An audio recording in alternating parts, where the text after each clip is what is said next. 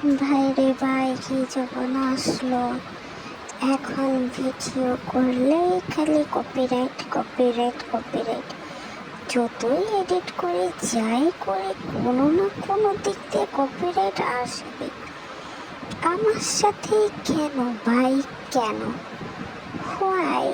কেউ কি বলতে পারে কেন আমার সাথে এরকম হচ্ছে?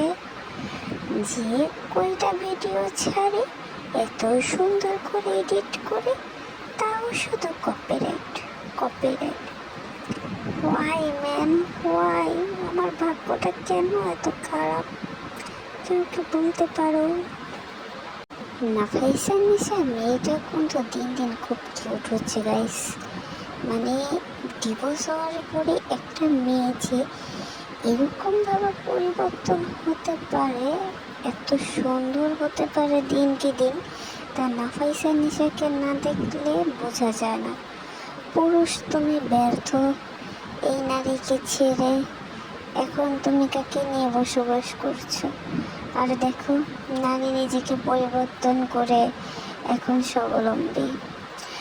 এদের কাছ থেকে শেখা উচিত ভাই, লাইফ কি। আমাদের মতন অলস প্রকৃতির প্রাণী না এরা। এরা খুবই হার্ডওয়ার্ক করে, দেখতে যেমন সুন্দর ওরকম পরিশ্রমও করে। গুড, আই লাইক নাফাইসা নিশা। আর কার কার পছন্দ সবাই কমেন্ট করে বলে যান।